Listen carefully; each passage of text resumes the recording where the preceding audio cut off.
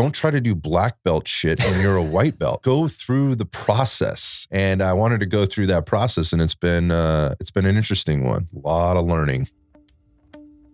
Welcome to the Path Podcast. I'm Mike Salemi. I believe that uncharted trails make the best life stories. So take a deep breath, put one foot in front of the other, and trust the ground under your feet. Join me in discussions on health, performance, business, leadership, and spiritual self-mastery, because these topics are windows into how well each of us have learned to trust our own path.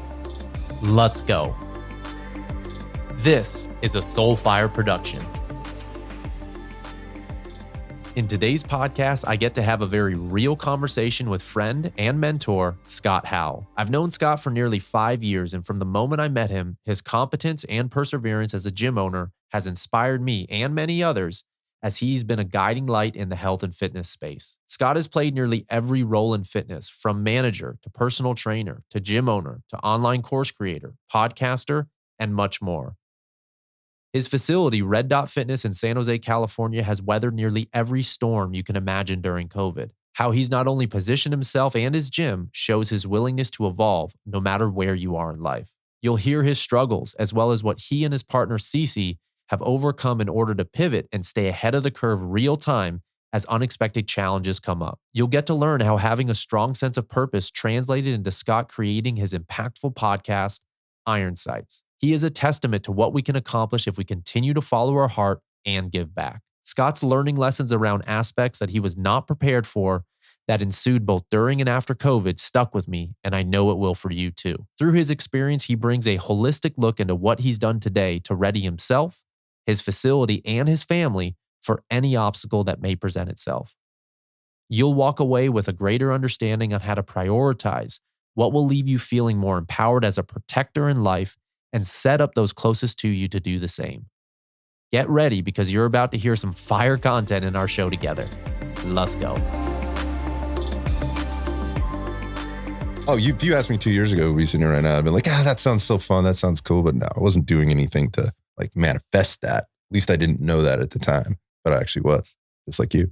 Yeah, well, that's the thing too, right? It's like in anyone who's had oftentimes a level of achievement or any level of success, oftentimes it's when people see it, they think it was just either an overnight thing or just happened in the last few months, but it's really like a lifetime of cumulative experiences and relationships, especially, and reps and successes and failures. Right. And then by the time something does come out or does kick, oh shit, no, this happened year after year after year of just putting in reps. You got it, man. I mean, that's, it's tough to keep that in perspective sometimes, particularly for those that kind of expect to win. Like, we're working hard, we're planning, we're putting training plans or whatever in motion. When you finally get those wins, like, you're just kind of moving on to the next thing. Okay, we accomplished that goal. Let's move on to the next goal. And looking in the past, outside of like, what were all the mistakes that I made, not all the successes that I had, because we expect to have those, right? But what are all the mistakes? What do I never want to do again? What I want to watch out for this time? How do I adjust?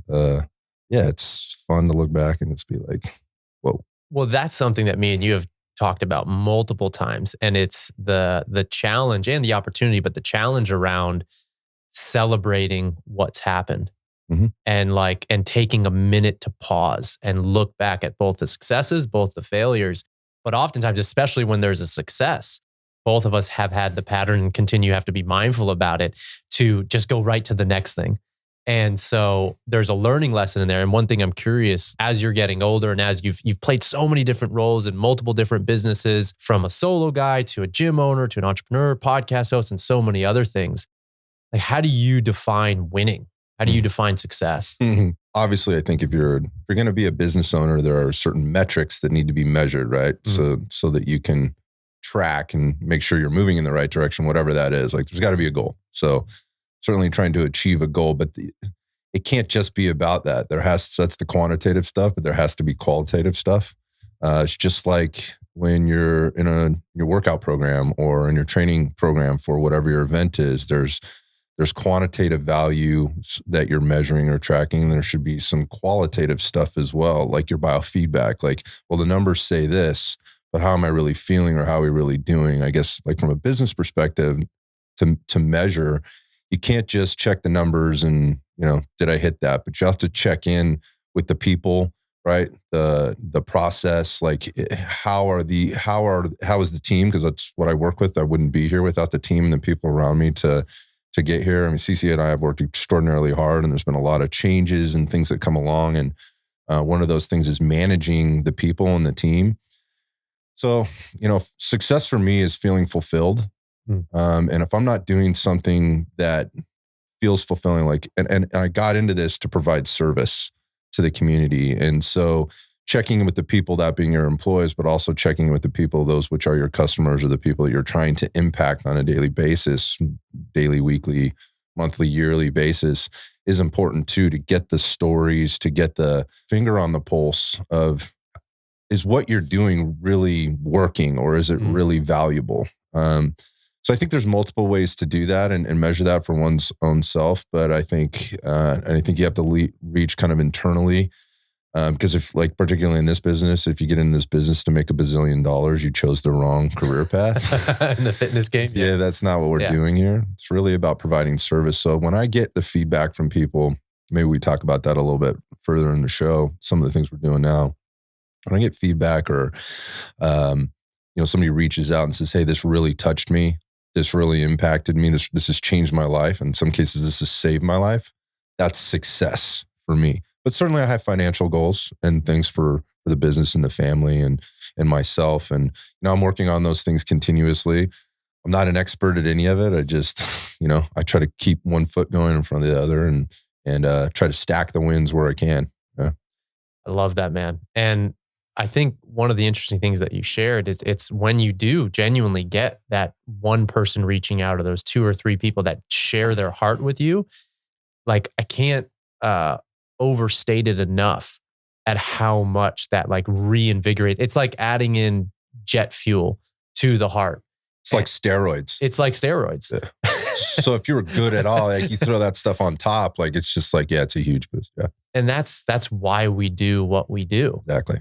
But at the same light, like you shared, without having a quantitative approach to business and some of these other metrics, genuinely, like, you wouldn't be able to keep the power on in here. That's exactly right. Yeah. I think there's along the way with the wins that you get. I kind of describe that like when somebody comes to you and goes, hey, you've changed my life, or I wouldn't be where I'm at without you today. Thank you. That's like the biggest paycheck you could ever get from like a quantitative perspective. From a qualitative perspective, in order to get there and get those wins, the thing I think that counterbalances all this is the suffering, right?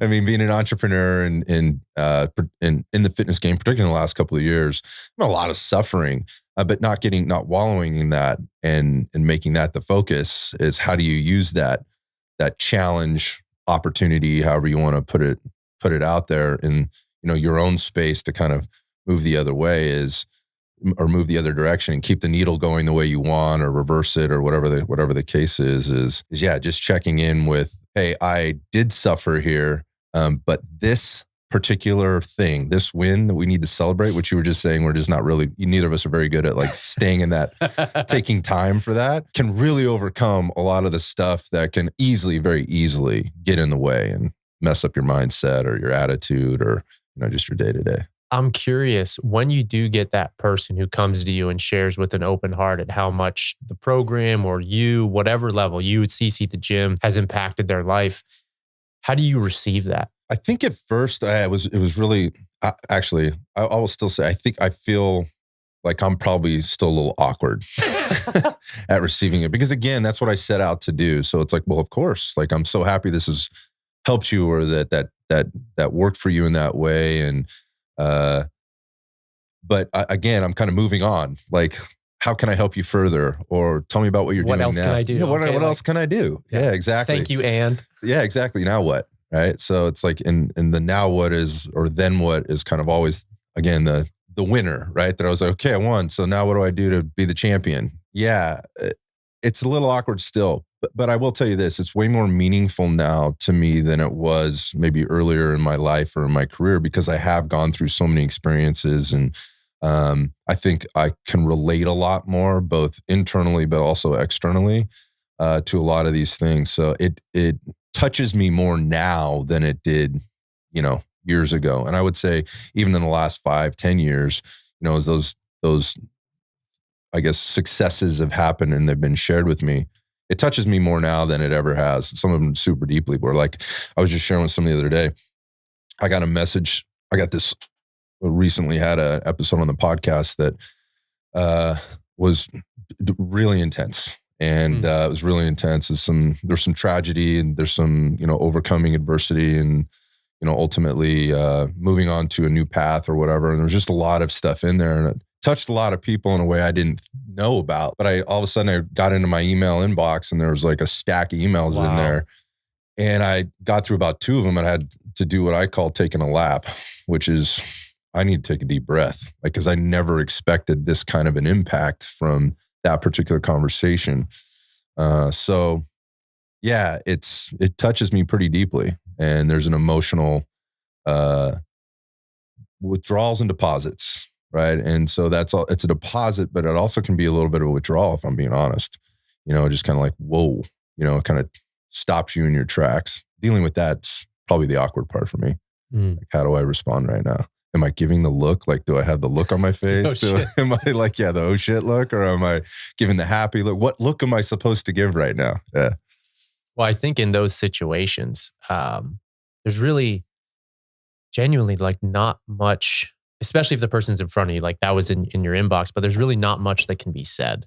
Nope. Like that's really where like silence and just like, I love what you said, just being with your breath. Yep. And just honoring it for the moment that it is, and really connecting. And I love what you shared about just the more life experience that you have, that I have, the more relationships, the more that we've seen and talked to people who have had completely different life experiences than us, or things that we wouldn't even think have been fathomable.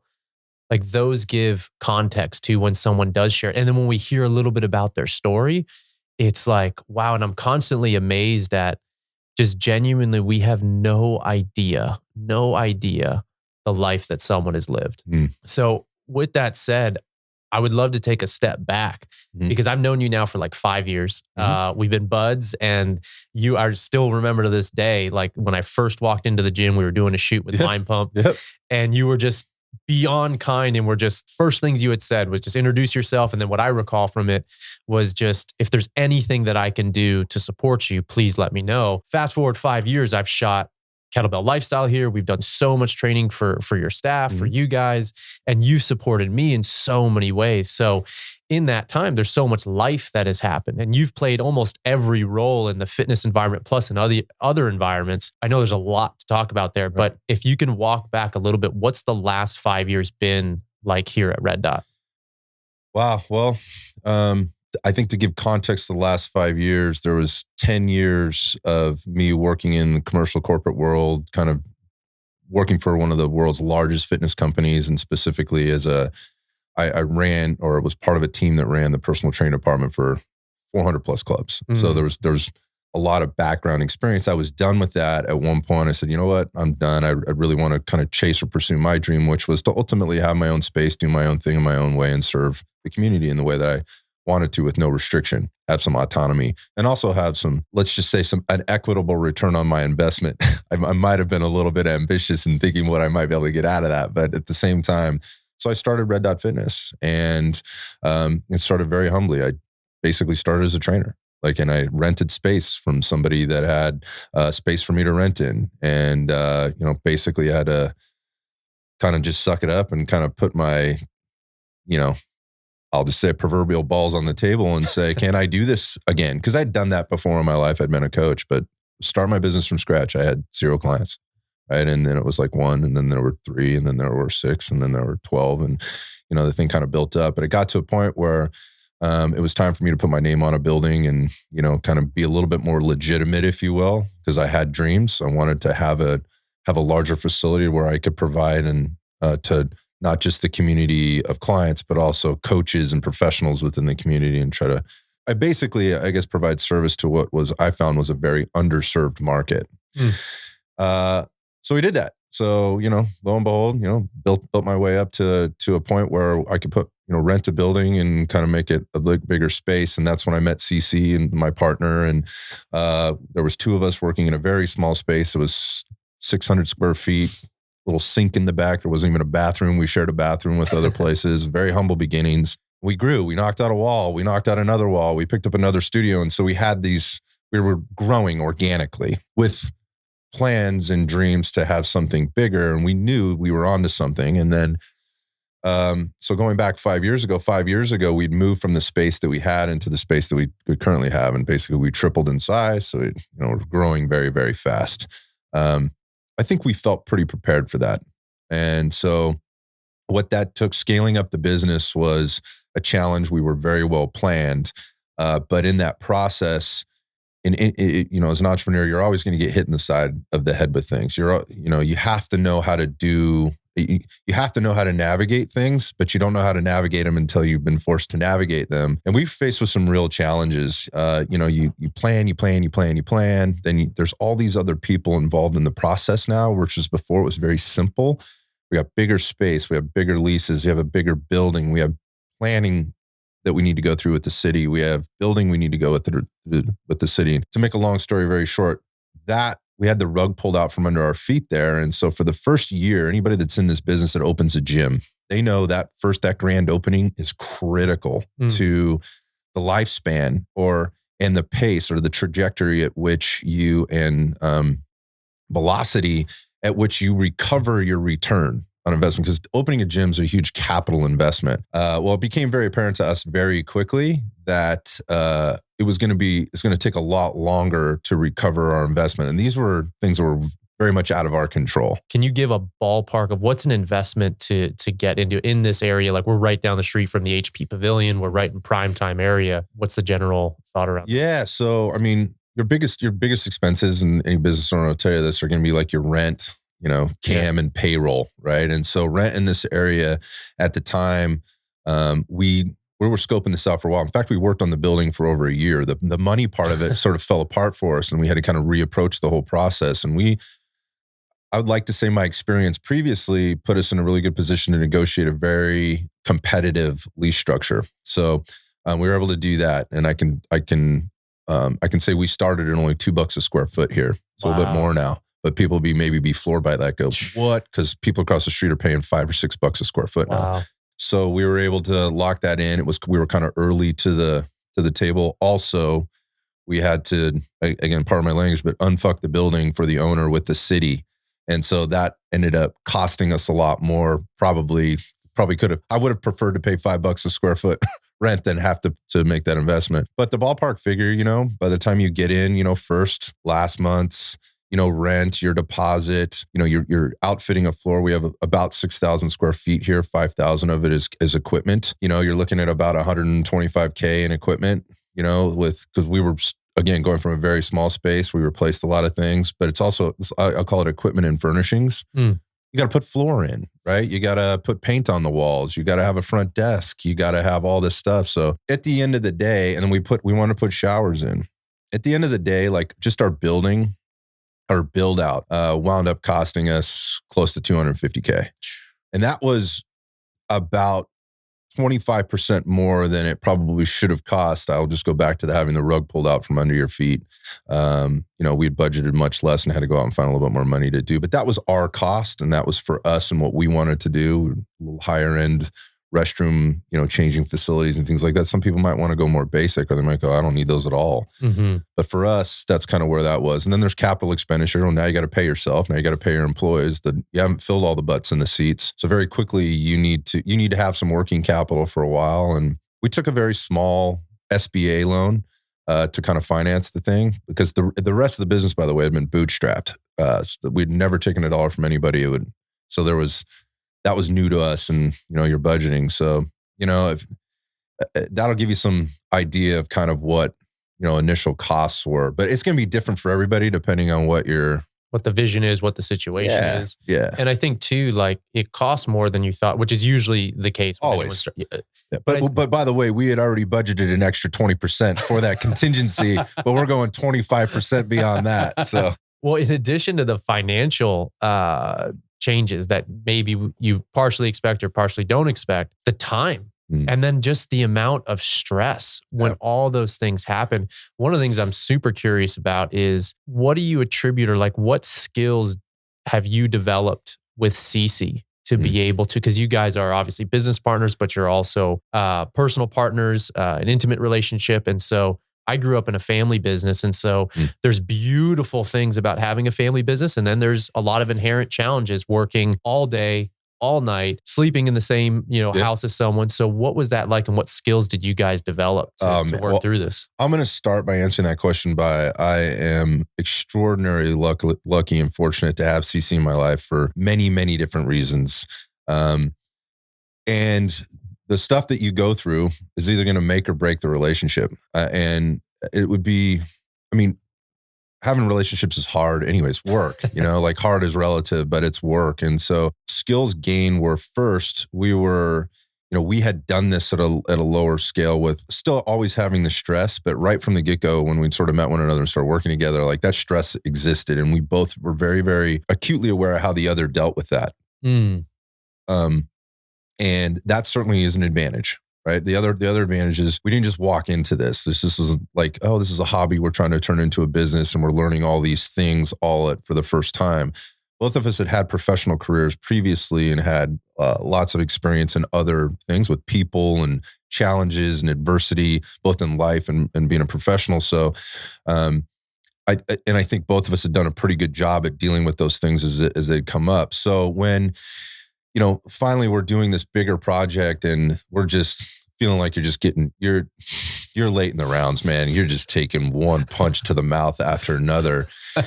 We really had to, and we were trying to do and credit to her, taking a step back, because I am the guy that will put my head down and nobody will outwork me, and I will not be distracted and step off the tracks. The train is coming through. We're going to get this done and I am not going to lose, kind of thing. There was a lot of that for a while. It was like, you're down inside your own territory with 2 minutes left. Like, you better get your act together. You can't be tired, whatever. And I think in relationships, there's probably one person like that over the other. Cece was very good about sort of at times letting me have my space to do the things that I need to do, work very concentrated. And we still do this. She'll know, like, when I'm in the zone, like, you know what, he's in the zone, let him, because when he's like that, or when I'm like that, she knows I'm extraordinarily productive, and eventually I will come up for air, right?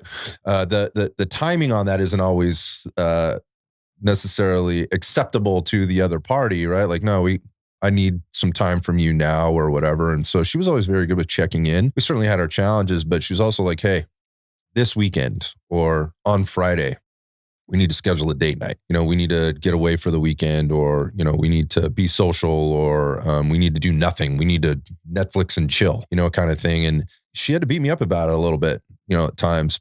But so there's that. And then there's coming home at the end of the day and sitting across from the dinner table with the person that you've just spent all day with. We're literally together 24/7, right? And knowing what the other person has gone through is actually an advantage.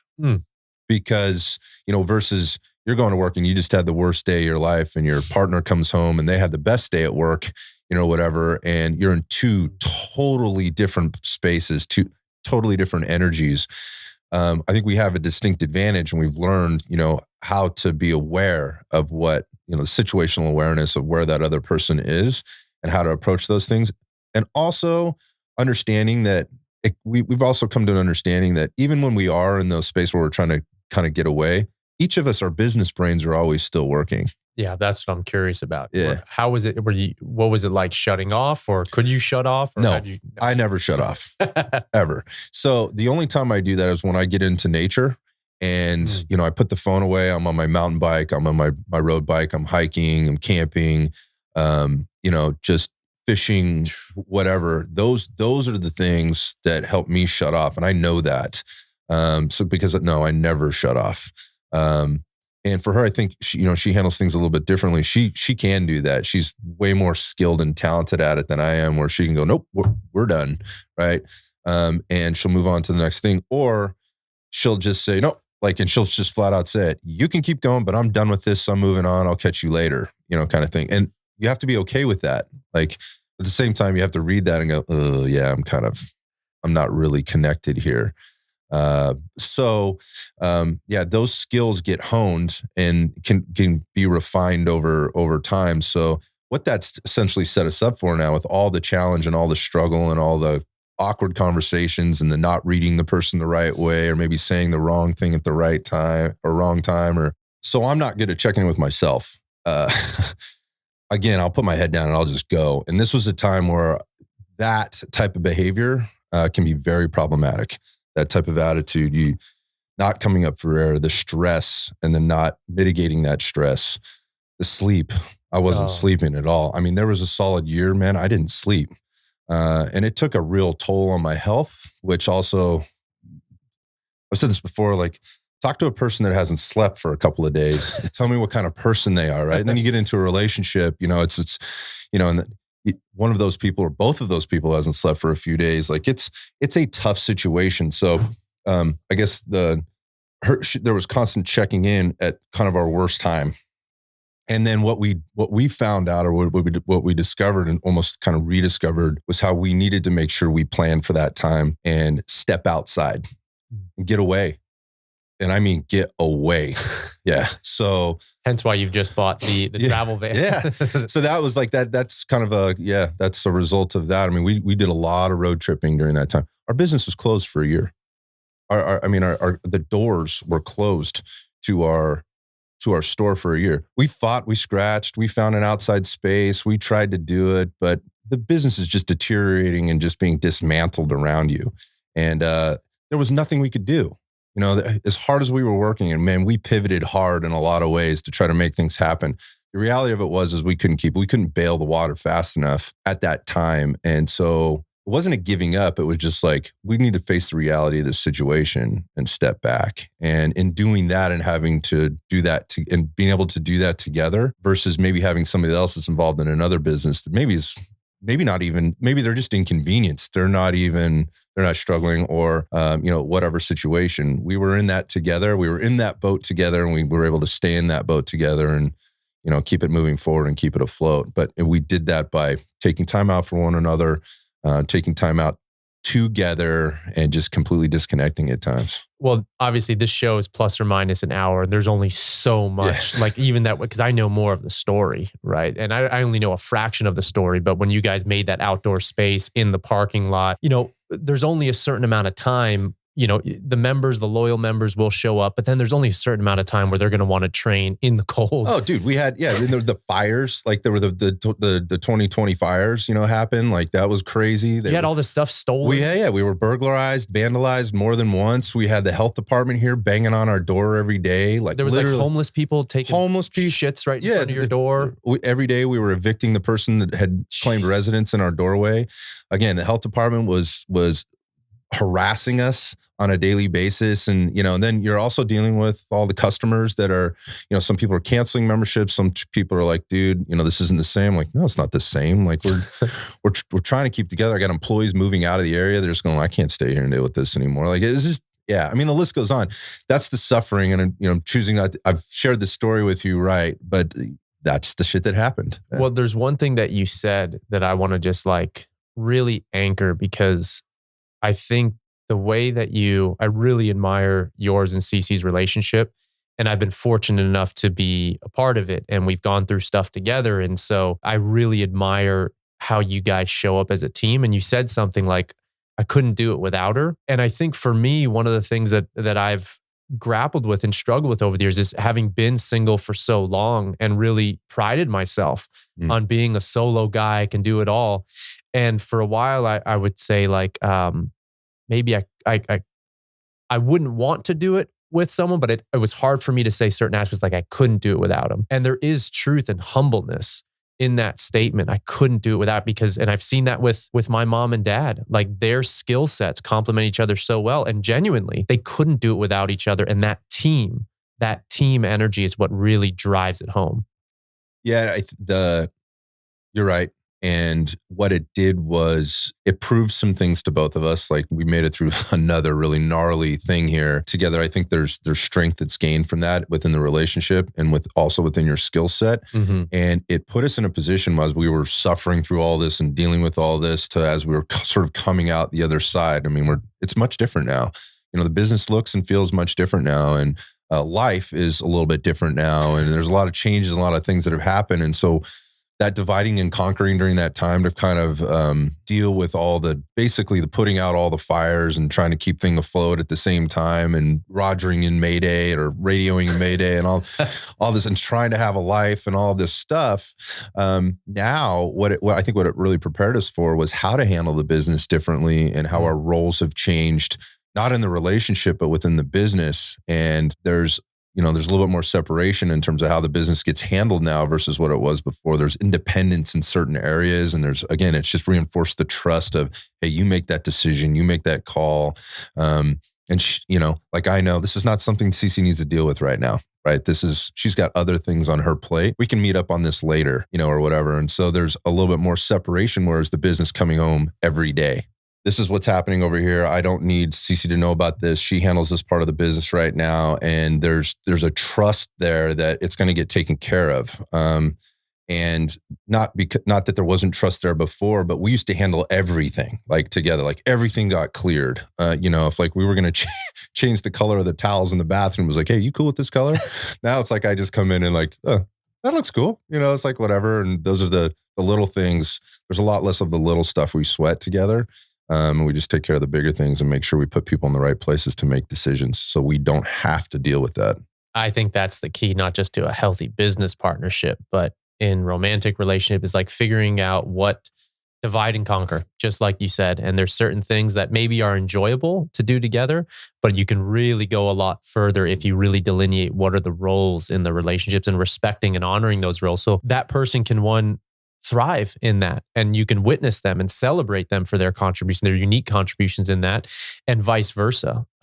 So I super appreciate that. Where are you guys now?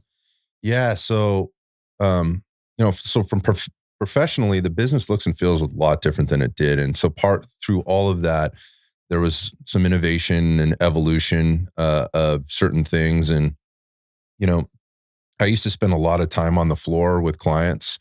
I was even up till March 17th or whatever it was. I think it was March 17th, 2020, when the lockdowns hit Santa Clara County and Northern California. That was the last day I trained a client. I haven't trained with clients since. Was that set? Like Nope. No. Okay. I knew I was kind of done. And not because I hated it or I dreaded it or whatever else. I just knew that the business needed me other places. But more than that, I wasn't feeling fulfilled. I love my clients. I loved helping people, in that respect. And I still do. I just do it in a different way now. But I knew I was done. I wasn't walking when you walk on, it's like walking maybe onto the field to the court or the mat or whatever as an athlete, and just like, you just know. And then it's not a burden. But I didn't want to resent it. And so that was just kind of like okay. So I guess I'm not going back to that. Like, it was almost, from being honest a little bit with myself, it's probably a little bit of a relief. It's like, okay, this is the time. It was kind of forced, and this is the time. It allowed me to move on to do many other things, and it left me wanting more, because I made space. Like, that was now gone, which opened up space for me to think about doing different things to find that fulfillment, which speaks to kind of where we are now. And I think with Cece, the same thing. This time gave her time to kind of think through what is this now? What do I do now? Right. And that was really scary for a little bit, and I struggled. But one of the things that came out of that was the podcast. So the business as a whole, like, at its roots, fundamentally, it's exactly the same. Like, what we do is we provide personalized services, health and wellness and fitness services to clients that come in that have very specific needs. That's what we do, right? And whether you're working with a client one-on-one or in a group situation, or your nutrition coaching, fitness coaching, that is what we do. I wanted to expand that. I was like, we got to get outside the four walls of this. Number one is a necessity for the growth of the business and the survival of the business, but also because there's so many more people we could be touching. So we were able to put together an online platform and a couple of different products and services that we were able to provide there. The shutdown helped us with the space to do that. It introduced us to different people and different things. I mean, you and I have had multiple conversations about this type of stuff over time. But it also forced me to explore different things and kind of be a beginner in some things again, which I hadn't been in a long time. I've been trying to be the leader and the best and, always winning. For me, it was a little therapeutic to kind of go, you know what? I'm not going to win right now. So what can I be doing, and what are the things to get me outside of business, but maybe even outside of nature and things like that. So I was able to maybe get into some different hobbies, and you mentioned the road tripping and the van, which is like the most exciting thing in our life now. But some of the things I did was like, I got back on the jujitsu mat, right? And I, was the white belt again, getting my ass kicked, but in a different way, because every day I was learning something, I was feeling fulfilled, and I was being connected. And I revisited my firearms training and some of the things that I do outside, and which is had always been sort of an important part of my life and my practice, if you will. But I really hadn't been focusing on it for many, many years. Business and life and everything had kind of taken over, so I was able to do that. But the podcast thing, I was like, look, I want to talk to people like Mike more. Like, how do I get guys like Mike in front of me and get them to give me some time? And the podcast was one of those things that was kind of spawned as a way to give back, because I'm like, look, Mike's message should be heard by so many other people. And every time I get with Mike, I extract so much value from him. What if we recorded these conversations and we did it in a way where other people could listen and they could extract their, some level of value, and also as a means to bring brand awareness to who we are and what we do, which then feeds into the potential online programming. As we're helping maybe advertise your product. Our product is there too. And that was kind of but there wasn't a lot of direction. There was a lot of, I would actually say, misdirected energy, but the premise was the same. And that was to help people. That was to serve the community. So that's one of the things that's changed in kind of how the business has evolved. And we've focused on a few other areas. CC is handling more of the day-to-day now, where I am focused more on, the driving of the business, innovation, putting the right people in the right places to kind of get the thing to move forward, irrespective of where Red Dot might be in the world. Spent the last 2 years really building an internal team, marketing to operations to communications. Again, from the day-to-day to what happens online, we kind of have like 3 different businesses going right now, if you will, if you count the podcast as a business. So we're doing different things. It's keeping us very, very busy, but it's also very rewarding because it's new. And just trying to, I guess, kind of figure out the new path. What's the new? I know this about you and your intentions for the podcast ever since you first told me you were going to do it was that exactly what you shared. You wanted to provide value, and you had a whole production team supporting you. And I remember you would say, like, don't show me anything. No download statistics. Don't show me nothing. No metrics for at least the first year. I'm curious, why was that? Yeah, man. Because for me, I'll just go back to, I needed to feel fulfilled. There was a gap there for me. And so part of it was like my own personal enrichment to do this thing. And I wanted to keep the helping other people, but also my personal enrichment as the priority. And so I didn't want to be measuring that from a metrics perspective. This was the quantitative stuff. I wanted to be measuring it more from a qualitative perspective. What was I getting from it? What was the feedback I might be getting from people that I know, or people around me, or from my guests, or whatever else, or people in the field that have been very successful with their own podcasts and their own careers and their own businesses that I was either interviewing on the show or otherwise. That was really important for me. I just did not want to be trying to win at the podcast game. I've been battling to try to win so many battles. I didn't want another battle on my plate. And I wanted to be I knew I was a white belt, and I knew trying to be, I use this analogy a lot, like, don't try to do black belt shit when you're a white belt. So go through the process. And I wanted to go through that process, and it's been an interesting one. A lot of learning, humbling. This episode is brought to you by Men of Movement, my in-person retreat offering for men of all walks of life. In this retreat experience, we dive deep into many healing modalities of movement, from music to breath work, outdoor workouts, embracing the elements, and even embodied rhythm techniques guided by Yakov Darling Khan. Many men today are longing to have experiences and honest conversations that fortify who they want to be and how they seek to show up in the world. In my experience, with that comes working through the intentional application of discomfort so we can become better versions of ourselves together. The next Men of Movement retreat takes place in Mount Shasta, California, October 27th through the 30th. It offers an opportunity for men to come together in a safe container to heal and grow in community. There are still a few spots available. If you or anyone you know would be interested in a unique experience like this, go to www.mikesalemi.io and click the Choose Your Path button to find out more and hop on a call with me. Now back to today's podcast. How has the podcast, how has it changed over time? Because where you guys are now, not only the topics, the types of guests, but the success of the podcast, how has it changed from when you first started to where we are today? Yeah, a ton. But fundamentally, it's still the same. So again, going back to the business just in and of itself, it's changed in that when I first started it, I had very little direction. So working with the team, that's like, okay, what are we doing here, man? What's the goal? Who's our audience? What are you trying to get out there? And I was like, well, I don't want to measure anything, and I don't want it to be too, they're like, dude, it's very hard to work with people when it's all idealistic, right? Yeah. They're like, well, okay. They're very good, very patient with me to help me develop and get through my own process as well. But I guess the point of that is I wanted it to be more health and fitness based. But I wanted to talk to people that were providing information that might be considered a little obscure to a lot of people. It was less mainstream. I'd felt the industry as a whole had just gotten really diluted. And I see it coming back another way. And I'm actually really happy to see where the industry is going as a whole and how it's being policed. But I wanted to contribute to the policing and the kind of the changing of that, of how fitness and the information that was getting out there was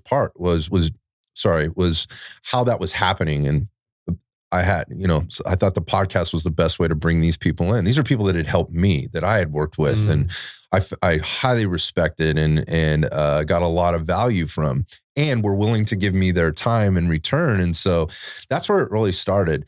And over time, it got less fulfilling, because what I found was, while the stories were the great part, like talking to people about their stories and listening to their wisdom and their knowledge about their particular field or whatever was great. But the health and fitness stuff was just boring to me. I'd been doing it for 25 years. And so I guess that's the right word. I was kind of bored. Right about that time that I kind of started to feel this, and I was like, I made a mistake. Like, I've committed to this thing. I've made this investment. I think I've made a mistake. I'm not sure what my direction is. My compass was a little bit off. I didn't really have, a set point to get to. The events that happened in June a couple of years ago with George Floyd and what was happening sociopolitically, and the quote unquote mostly peaceful protests landed literally right at my front door here. We're just a couple miles from City Hall, and while this was no, Minneapolis or Chicago or New York City or anything like that, what I saw was made me very sad, but it also put a little bit of fear in me. And it also gave me a high level of awareness of how unprepared I was for that particular situation. And to be very specific, I'm sitting at my home, which is only a couple of blocks from here, with my two daughters and Cece sitting on the couch, and we're watching what's unfolding just a few miles down in a straight line. We're on the same street as City Hall. And I'm feeling anxiety, and I'm feeling panic. I'm also feeling anger, and I'm feeling a lot of emotions. I think a lot of people were, about what was happening and why it was happening, and how it was being handled and how it was being publicized. And that was tough for me as well. But what I was watching effectively was the law enforcement agencies were handling this thing that was happening here I'll just say decisively, very quickly, with speed, surprise, and violence of action, for lack of a better term, which is how you overcome violence. And what that meant is it was being pushed. People were dispersing. It was being pushed directly into my neighborhood. And so again, we're two blocks from here. So it was being dropped right into our front door. And I was panicked, and I was watching businesses have their windows broken, things being lit on fire, vandalism and all that stuff. Well, you just kind of allowed me to articulate a lot of the things that we went through. The thought of me being a victim to this now, after everything that was going on, put me in a much different mindset. And I just felt compelled to come down and protect my business. And I didn't know what that meant. I just like, I'm not going out without a fight. Like, I'm not going to have somebody come through and destroy without at least being there to be a deterrent or at least have a say so. So I packed up my belongings that I knew I was going to need for a few hours, at least for maybe for a couple of days with the way things were going. That included personal protection, some force multipliers, if you will, a couple of firearms. And I planted myself firmly in the lobby of my store, which has got big glass front windows and is directly onto the street. And I sat here for 3 days while stuff kind of unfolded. And fortunately, I didn't have to do anything. I think I will tell you that me being sitting in that window was a deterrent, and I was very obvious about why I was there and what I was doing there, without, over sensationalizing it. Effectively, I sat on the chair in the lobby in the front window with the coffee table in front of me, the TV on because I was watching the news, trying to kind of keep up and cross reference where people were and what to might be prepared for, and a handgun sitting on the table in front of me. So anybody that walked through that window knew why I was in there. Now, reflecting back, I realized how unprepared I was, both from a mindset perspective, but also from, just a situational awareness perspective. What the hell was I going to do? Like, what was I going to do? Okay, so you have this thing, these force multipliers, and, I've been in some situations in my life, just so to speak, I know how to handle myself physically. What was I going to do? Like, what was I really going to do in that situation? And I didn't have answers for any of that. And that got me thinking a little bit differently about situational awareness, being self-reliant, being prepared, and in a holistic perspective, not just like from a health and fitness and a physical health perspective with everything else that was going on, but how was I going to handle this situation that had just been thrown at me? And so I was inspired to effectively take responsibility for that, personal responsibility for that, knowing that even if something went down and I called 911, no one was coming. No one was coming to help or rescue me. No one. And as you're watching a lot of the other things that are happening now, as the things unfold over the next days and weeks and months, you recognize no one's coming. No one's coming. It's not because they're not out there. It's because there's way more other things going on. And so I started to train, and I train my mind. I started to become more educated. I started to get out and train physically in the field. I'd get outside and train on the firearms range. Also train medically, train with people to learn how to deal with trauma, like in the field, like gunshot trauma, first aid stuff. And I'd had quite a bit of experience with that back in my life, earlier in my life, but I hadn't revisited any of it. Trying to also working with individuals that work in the fields of executive protection or law enforcement or the military in terms of situational awareness, being prepared at home.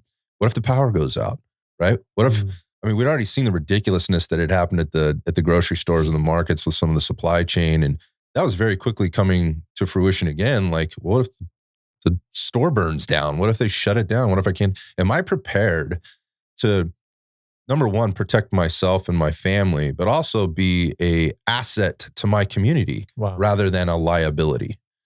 And so that took me on a different journey and a different path. And effectively, the podcast now kind of has evolved into talking about self-reliance, preparedness, and preparedness in a way, and the kind of the tagline is being prepared for anything that life might throw at you. And that's a lot of things, right? It's not just about firearms and fighting, and fitness, but there's a huge community of people that recognized the same things I was recognizing. And as a result, it's a fast growing community.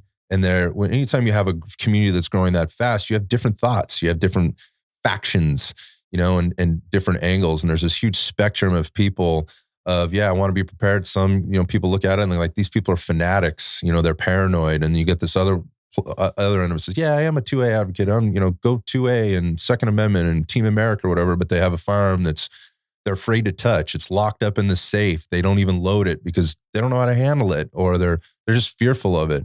And then there's all these people in the middle that are trying to find like, well, where do I fit in with this group, with this community?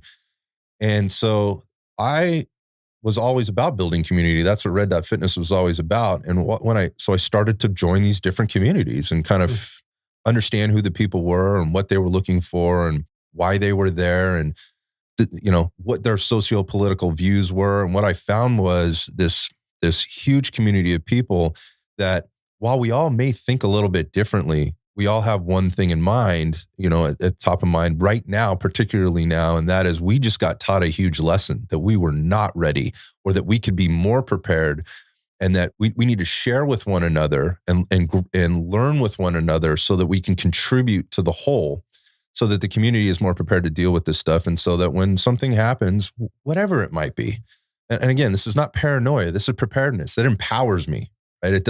I'm not afraid at all. I'm not afraid at all. If the stuff went down again, I would not be afraid at all. I would feel like I knew exactly what to do versus being overconfident or completely unaware, which may create some overconfidence walking into the situation. So the podcast is now evolved into talking with different people within that community, with the communities at large, and even these different factions to help bring the community together, bring awareness around it, have some civil and intelligent conversation about the things that are going on within there, that go on within that community. So I get to talk with, but still keeping in mind the health and fitness piece, because I recognize these people were looking for those answers too. And that's what I can contribute. I'm the health and fitness guy. Like I can help you with your workout programs. I can help you with your nutritional questions. I can help you with, mitigating that stress and learning. And if I can't, I know tons of people that I can direct you to, because I work with them all the time, that I can direct you to help you with your situation, whatever that might be. And so there's an opportunity there for me to help contribute to the community. And the podcast was a medium to do that. So it's in part, I drop 2 episodes a week, or we drop 2 episodes a week. And one of those episodes is very much health, fitness, workout oriented, very practical in a sense. And then the other one is what we call the After Dark version. And we keep that, we call it After Dark just because so people can understand when they're looking at it, maybe in the queue and Apple Podcasts or in YouTube or wherever they're going to, what episode or what this is about. Like, wait a minute, he's got this police officer over here. He's got this tactical medic over here who's giving lessons on how to make sure you have a first aid kit and you're prepared for, a car accident or whatever else out there. How does that have anything to do with, oh God, I mean, all the other stuff that we've done, with regard to like, what are the 3 best exercises for your abs, or whatever else. So it's evolved and it continues to evolve. And as it has evolved, it's what I'm finding is making tremendous impact on people, which has been ultra fulfilling. Dude. Well, one of the things that was coming up as you were sharing that is, so I don't have a background in, I've done a little jujitsu and stuff like that. There's always been that interest. And everything like you were saying that's transpired over the last few years has really lit a fire underneath me. So my brother, my cousin, and another friend, we're going to be doing sheepdog response. I know, because Sebastiano reached out to me. He's like, "Are you coming?" I'm so proud of you, brother. Yeah, it's awesome. It's time. And over the last few years, I mean, we've gone shooting together. One time we've gone on a sacred hunt, but really that situational awareness piece is gold. And if you could share a little bit more on, from a mental perspective of if you can bring yourself back into when you were standing here at Red Dot, what mentally now goes through your head from a situational awareness perspective and the power that has? Yeah. So, that's a really great question. And I'm really glad you asked that. I think, again, there's, for those that may have a little bit of a tough time kind of wrapping their head around what I've said and, what direction I'm coming from. Again, it's not from a direction of paranoia. Right. It's from a direction and a perspective or a platform of wanting to be prepared. And that's a holistic kind of viewpoint, not just in a lot of, as hot a topic as it is right now, it's not all about firearms, but there's a big firearms component to this. But if you're just going out, oh, this dude's crazy, he walks around carrying guns or whatever else, then that's just going to shut down the rest of the conversation or anything that we're trying to bring to the table. It isn't about that at all. It's a part of the bigger whole. So in that, I guess in that sense, the mindset piece really is about, when you think situational awareness, the best way to get through one of these situations, these tragic events, whether it's a car accident, a fire, a flood, a power outage, a icing over of an entire state. I know you went basically barely just made it out of Texas a couple of years ago when they were going through all that. 100%. Yeah. Like it's how do I become aware? or how do I become ready for this? So it starts with, first off, wanting to be aware. There has to be a desire and an acknowledgement of this shit could happen. I'm not going to walk around doomsday like in my head going, what are all the bad things that could happen in this situation? But not ever looking at that is ignorant. So there's first off just acknowledging that that I'm not a crazy person. Right. I'm just a person that cares about my personal safety as well as the safety of my family or my customers or the people around me, but more specific, or I guess more generally, my community. And so putting myself into situations where I can download the software, not the hard skills, but the software to kind of think through things. Like you never know how you're going to deal with the situation until you've sort of role played the situation. It's like anything else. Like if you're in the sales game or you're in the personal training game or whatever else, you walk through scenarios, like here's a practical application of, something you might do. And it's never a perfect one, right? Because real life ends up hitting you, it's like going to college and okay, got my business degree. I'm ready to tackle the world. And then you get out there and you're like, you get literally punched, you get punched in the face like, oh, well, they didn't teach me this in school. You can read some of the stuff in the book, but you have to put it into your mind and go, how might I deal with it? Or what is realistic for me? Because the way this guy trains over here in the situation he's talking about over here, or this, this thing like a tornado is probably not going to hit California. Do I need to really be that, I don't know, maybe it will. It's a little crazy out there, but earthquakes, flooding, things like that happen. All the fires, they happen all the time. It's very similar. So how do I apply that to my particular situation? So here's an example. When I walk into a big public space now, and I'll give you a really good example. I was just recently in a mountain town with my daughter. It was in the van. We were taking a road trip. There was an outdoor music festival. We wanted to go. We had the dog with us. I walk up. It's a margarita/music festival, right? Sounds like a good time, right? We in the mountains. We were in Mammoth. It was awesome. We get in there and I'm looking around. And the first thing I do is just like, okay, this is going to be great. This is outdoor environment. Is all this great stuff about it. But let me just take a couple of minutes and walk through in my head what I might need to watch out for, right? So first off, there's tons of people. It's early in the evening and it's just starting to get more crowded, right? Well, where are my exit routes? Like if I had to get out of here for whatever the reason might be, there was an emergency situation of some kind. Maybe I get hurt, my daughter gets hurt. I've got the dog gets hurt. How do we get out of here? Where are my exit routes to get out? Same if I walked into a restaurant, or something, or, another public space, like, where am I? Take a look around, right? And be aware. I'm walking out of the shopping mall into the parking lot where my car's parked across the parking lot. How many people are like just glued to their phone, swiping or whatever else? And when you look at how crime happens and how these incidents happen, it's oftentimes because people are just completely unaware of where they're at. So it's that situational awareness. Where are my exit routes? Like, oh, that group of guys over there has had probably too many margaritas. That's cool for them, but I don't necessarily need to be there, or I don't want to be around that because, things can get a little crazy. And so the best way to avoid these situations is not get yourself into them. The best way to not get yourself into them is to be situationally aware of what you may or may not be walking into. That's how my mind works.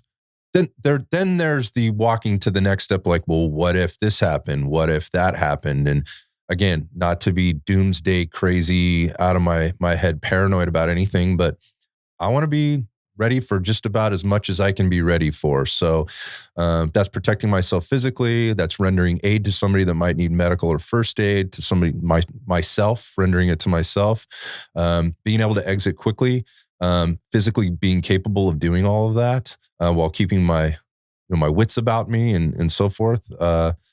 That's the mindset that I go into kind of my daily life with. And it's not something I've just come up with. I was always sort of like that, but I would certainly say the events and some of the things and the challenges that I've been through over the last couple of years and the way I see things going now, I'll just turn on the news, has increased a heightened sense of that. And let's just say increase my vigilance to that in my own neighborhood, around my, with my family, out on the road, whatever else. I think the environment and the unpredictability of where we are right now as a society is one thing. And speaking from my own experience, going to be a dad in like 5 months. Game changer. There's an activation of literally, without sounding, I don't even know, but just like there's a primordial switch that's flipped on from purpose to clarity to genuinely protecting. Like that's one of the big motivators of wanting to go to Sheepdog Response. And my brother just had his second child, and our other cousin Sebastiano, he's got now he's got 3 kids. So there's the father archetype, the father, the protector. If I'm doing a genuine and honest inventory on myself, 1, I don't feel confident, and 2, I don't feel competent if something were to go down. And it's about me, but now it's genuinely something far greater than me. I'm curious to hear what's changed internally. I mean, you are a dad. How has that impacted just being a father and how you felt about that? Well, first, taking personal responsibility for myself and being more confident in both my soft and hard skills, right? So taking action, right? Going out, getting training, asking questions, not leaving anything on the table, not being afraid to do that, building community, getting in touch with people that are black belts in certain areas, and putting myself in situations or training situations where I'm learning new skills and I can create, again, I'm downloading software, but I'm also practically applying it. But I think the next step to it, Mike, and this is the thing that, you might want to think about is, as you're doing that for yourself, the greatest thing you can do in terms of, in my mind, of, sorry, you just mentioned, being a protector, but you can't protect them all the time, man. So downloading that, helping your family to download the same software and learn some of the same hard skills, I think it's your duty. And so that's one of the things that I've changed, and just helping to them, my family or my loved ones or the people around me, to be more aware, the people I care about. And that doesn't come with, hey, you need to watch out, because there's all these bad things that could happen to you. That can be a very tough conversation and a space to bring people into. But making them aware and hopefully helping them to be more situationally aware of their own environment and the things that they can do to protect themselves and be prepared for whatever, again, life might throw at them, I think is a big part of it as well. And that's how it's changed for me. I didn't even think of it from that perspective, which now seems just like so blatantly obvious, but that makes total sense. I mean, if I'm away working, or I want, and Lauren, she's a black belt in martial arts, so and she's had plenty of training and that sort of stuff, but she's got actually way more training than me, right, if I'm being realistic. Right. In the self-defense piece. Yeah. So here I am thinking, but that wanting her to be empowered to protect the home when I'm away, and also too wanting us to work as a team. Like, I would love to have communication. If something were to go down, if God forbid someone were to come in the house, what is the communication that we have? What's the dialogue mentally, and what's the action plan that we have? That sounds now more imperative than ever. It's very clear to me. That's the software. And it's about having those conversations and again, taking the time and the space to have those things when the opportunity presents itself, and in a way that's productive, right? Again, not in a scary situation. If you build that confidence and you build that competency, then you realize you don't have to be scared. This should be natural. These are very real things out there. Not talking about them doesn't make them unreal. Sure. And it doesn't decrease the propensity for those things to happen. So yes, things like having a home security plan, and maybe even having somebody come to your house to walk through it. Somebody that does this, go, hey, here's how I'm set up. Can you give me some feedback? Like, where are my lights? Where are my locks? Where are my windows? And how am I set up? That's the first step. Not get a gun, right? Which is what I think a lot of people go to. Like, look, most people should probably have those, but if you don't like guns and you hate guns, fine, don't have guns. But what are you doing, right? And starting with things like that. That's that awareness piece, and downloading the software. Like, you're up. We walk our dog through the neighborhood every night. So going back to the not thinking about it, like, wow, that just dawned on you that seems imperative. Yeah, think about this. I mean, how would you handle yourself walking out to you're walking out of the shopping mall or the store or whatever, your car's across the parking lot, and you get approached by somebody? What would you do, if you're on your own, versus now what do you do if Lauren's with you? Right. And if you guys haven't discussed it, what should she do? Right. How would she respond? Because if you asked her individually, she might have a totally different idea of what that might look like than you. Why not have that conversation? Not that it's going to play out exactly the way you might talk about, but certainly having the conversation ahead of time puts you somewhat closer to the front of the power curve, should something like you be faced with something like that. And again, I'm thinking, the things that are happening, they're violently happening in the street, but it's the same, like, what if the house catches on fire? Right. What if we're in a car accident, right? And I'm debilitated. I'm immobilized. What do we do? Those kinds of conversations should be normal conversations. But I think society and public has just gotten really complacent, very comfortable. It becomes uncomfortable to talk about those situations. Somebody else will take care of this. Call 911, those kind of things. That's a dangerous mindset to me. Not what I'm talking about. A lot of people look at me like, you're dangerous. You're dangerous to society. You have guns and, you know how to handle yourself. You train to fight. No, I don't train to fight. I train so I don't have to fight. Yeah. Right. That's the difference in mindset. Yeah. And that parallel can be made in so many different areas with like the priorities in life. Like I'm thinking one thing that's become very clear to me is by my birthday, which is December 23rd, or by the end of the year, there's a few things, especially before the baby, which is coming not long after that I'm very clear that I want to work on. And just like anything, like I'm going to be a white belt and I am a white belt in certain things, but then there's a point where you're not. Yep. Just like in the gym, there's a point where everything feels strange and foreign and you're self-conscious, you don't got the skills. But then there's a day that happens when you're like, oh shit, this kettlebell swing is feeling crisp. It's feeling precise. And I'm not saying like we all have different goals and aspirations and time and energy and money, obligations, all that sort of stuff. And I'm not saying that I or we necessarily need to be a black belt, but we need to at least be competent enough and move beyond that stage of white belt. And that takes an honest assessment, that takes courage, that takes curiosity, and even thinking just financial skills and financial management. Like that is one area of life that is absolutely crucial, especially in the times that we're in. And so if it's a conversation, if it's something that we've avoided, and also if it's a conversation within the intimate relationship and the at-home relationship that we've avoided, when things get hard, and they will, are we prepared for that? So this discussion that we're having of the analogy that I've heard in the past is like, when do we fix a leaky roof? Do we fix it when there's a storm outside, or do we fix it when there's clear skies? Because when there's clear skies, we actually have an opportunity. We're not in a flight or fight response because our decision, like our aperture closes so much when we're in that situation. And I've learned this, and I know you've done this in the training environment. We fall back. What do they say? We fall back to our lowest level of training. Lowest level of training. And I've laid thousands of reps with kettlebells to where now I don't spend nearly the time that I did in the beginning, but it's so ingrained in my nervous system. And therefore it takes so much less energy to do that. Yeah. That's the same thing. Like, again, walking into the restaurant, people listening to this that have never done this before. I walk into the restaurant, the family, I take a look around, look at the individuals there, look at how the seating is set up, where are my exit doors, those kinds of things. It takes me 5 seconds to do that, right? And that doesn't stress me out. It actually pumps me up. Says, okay, I've done my little checklist. Now let's sit down, eat some dinner, right? And I can enjoy the rest of my time. And it doesn't take that. I'm not sitting there nervously, like eyeballing the entire thing. I can be engaged during the dinner conversation, right? I can put the phone away and we can have the conversation or whatever, but I'm aware of kind of what's around me or who's around me and those kind of things. Things like, there's another thing, like, sorry, not to beat this up, but I walk outside and I see people sitting in their cars, staring at their cell phones. Mm-hmm. Right? If I could leave anybody with anything, like the car is a coffin. If you're sitting still, particularly now, if you're sitting still, you're a target, right? So don't do that.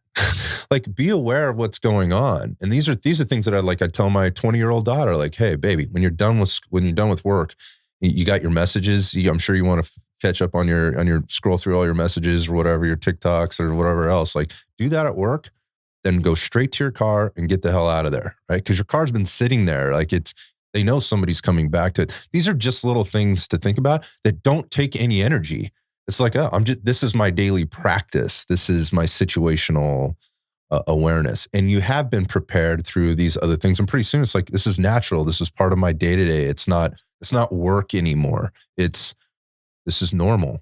And that's what I'm hoping to bring to the table, is kind of a normalcy in this and bringing it out there by having different guests on and sharing my own experiences in different ways, whether that's through social media or in this particular platform, about what I learned, what was eye-opening to me, like what you're going to get when you go down to with the Sheepdog guys and Tim Kennedy, and that it's going to blow your mind. You're going to come back and go, oh my God, right? And it's probably going to inspire you to do the next thing, Like there was this one particular part I really struggled with. There was this one particular part I really enjoyed, and I really like to explore this a little bit more because you are empowered. Like you just like, wow, I feel so much better. I didn't know I could feel the way I'm feeling right now. Same as when you hit that kettlebell swing for the first time, gone through however many millions of reps you've done, you hit and you're just like, wow, I'm in the zone. Like this is how it should feel. And it feels good.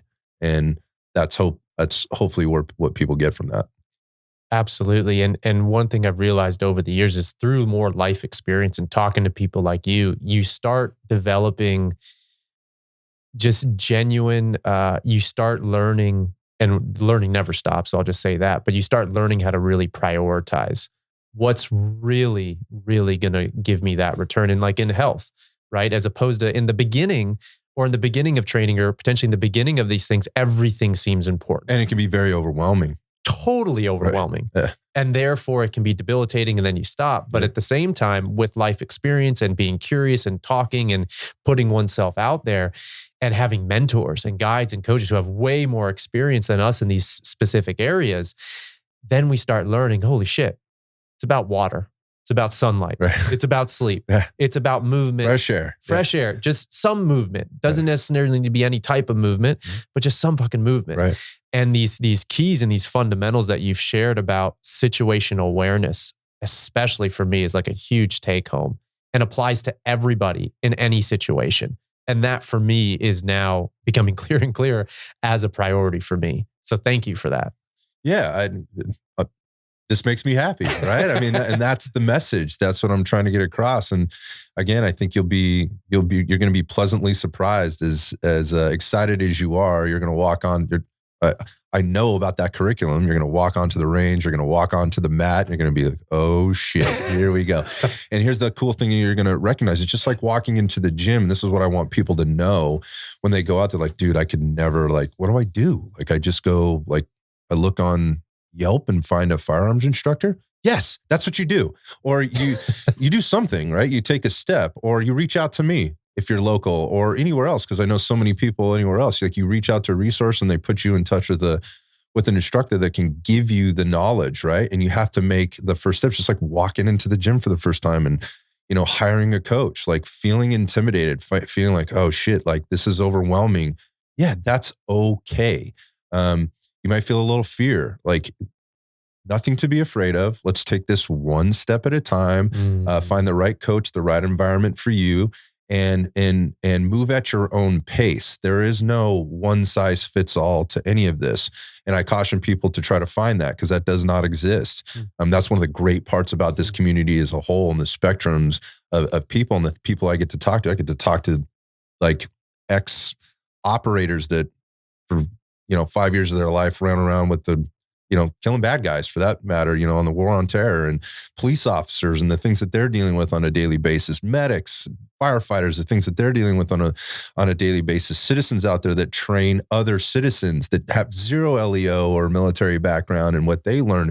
And these people coming together to share the skills and the knowledge.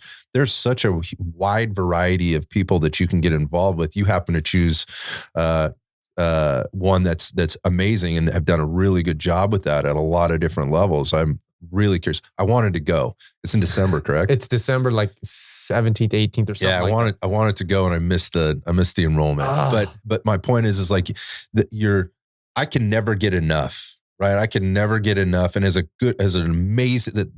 an amazing coach that you are, you're going to recognize when you walk in, you're like, these are fucking amazing coaches. There's right? levels. There's levels. Exactly. Levels to this shit. Exactly. But don't be intimidated by the level to get into it. There's a starting point for everybody. And also at the same thing I would say with anybody starting their fitness program or whatever else, check your fucking ego at the door. Like, I don't care how much experience you have in all these other things. There's something to be learned here, extracted from here.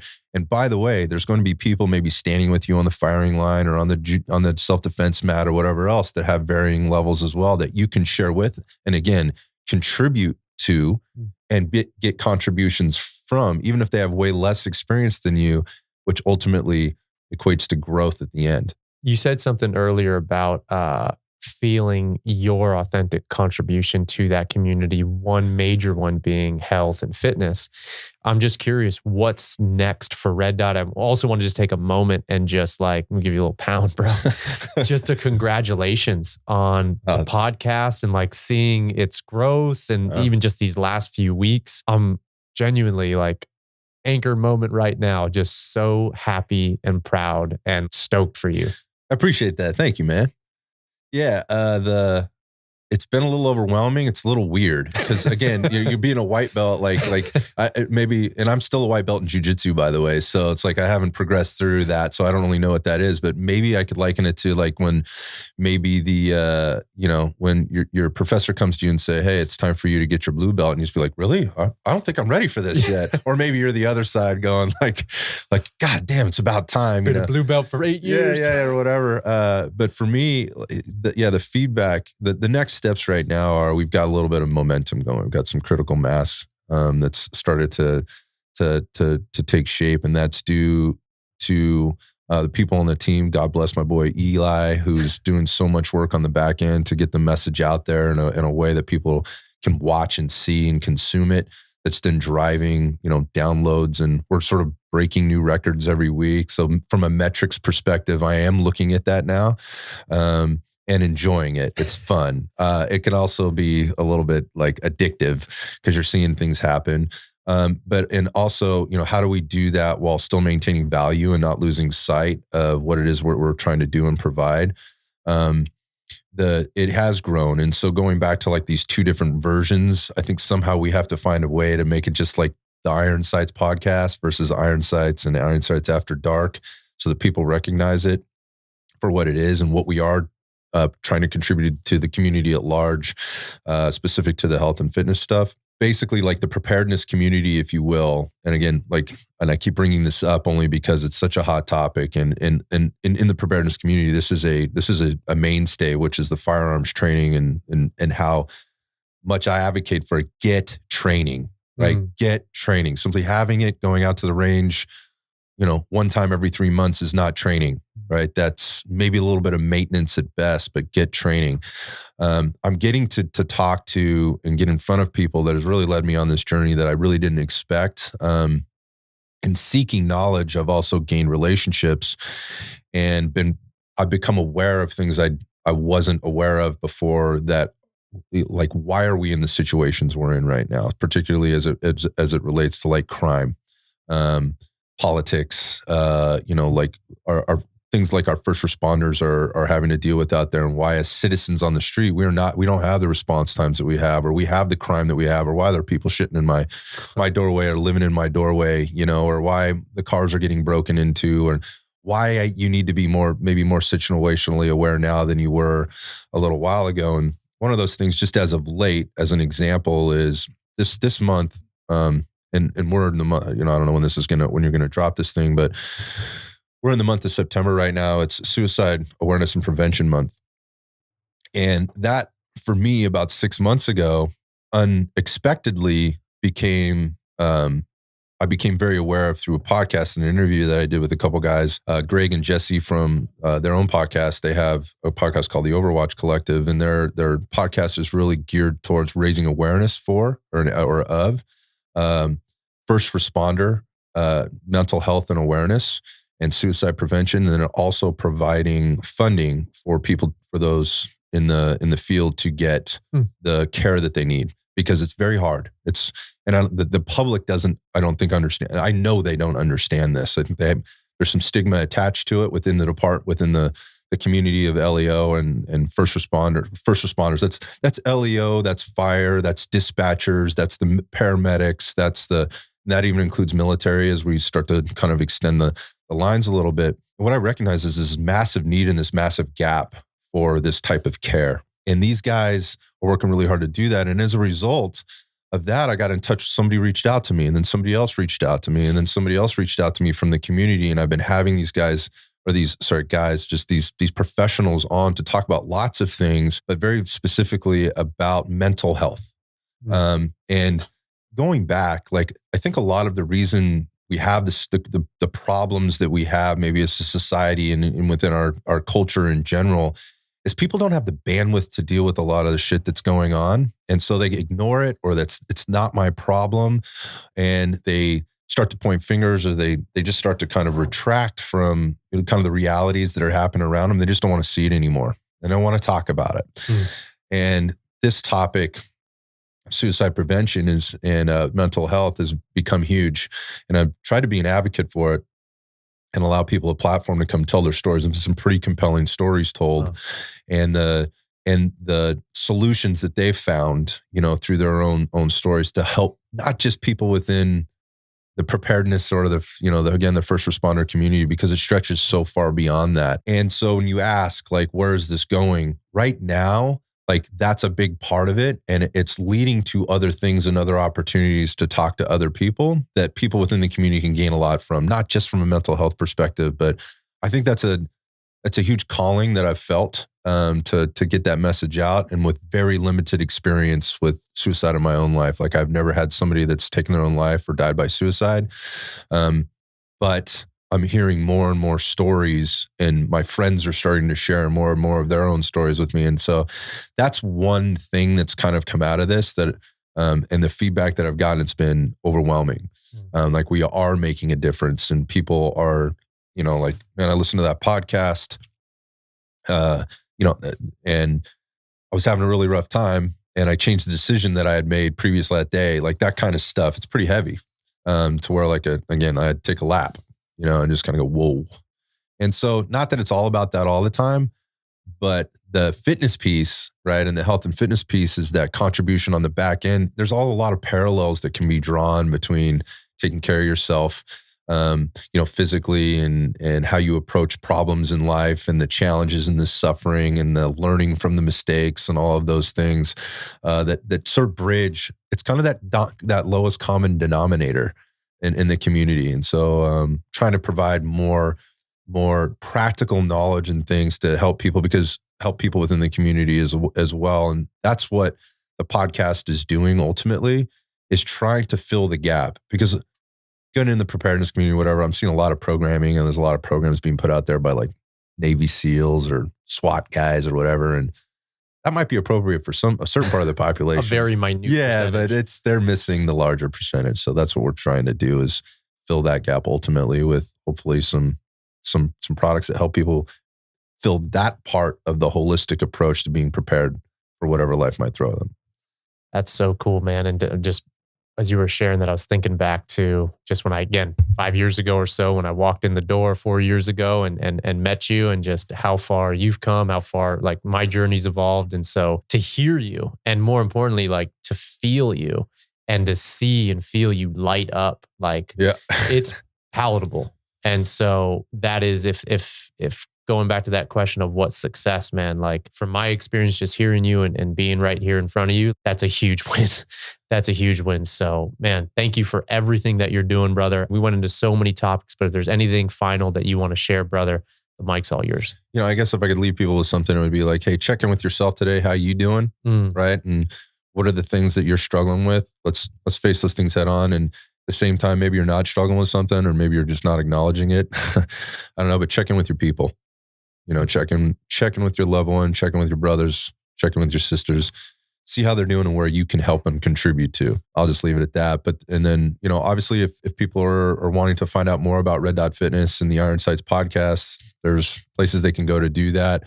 You want to find out more about what we do sort of from a training perspective, just go to rdftrainonline.com. That's a great place to go, or you can go to our Instagram, red_dot_fitness. And you can go to or at Iron Sights Podcast. We have tons of content there. And one of the things we're really happy about and love that we're doing right now is all the YouTube content that we have on both channels. So there's a Red Dot content or Red Dot YouTube channel and a Iron Sights YouTube channel. They both have different content. You might find something there that you like. Some of it's very entertaining. You'll see some of the training that we do, and some of the experts that we've had on the show sharing their own expertise, but also their own stories. And on the Red Dot side, you'll even find Mike out over there. He's in plenty of our videos and a lot of our kettlebell videos that we have up there. So if you're looking for demonstration videos and stuff like that, or some insight to like kind of our philosophy and stuff that we do, that's a great place to find out about us as well. Hell yeah. Well, anyone who's listening, definitely check out Scott, check out Red Dot. Just a gem. So I'm so grateful that I walked in those doors years ago, and the relationship has just continually grown, and just so grateful for your friendship, man. And so grateful how we get to show up for each other. So thank you. Likewise, brother. Love you. Thanks for listening. Be sure to follow the podcast on Apple and leave a review. It means a lot. We all have a path, and I'd love to hear how this podcast has inspired you in some way to live yours.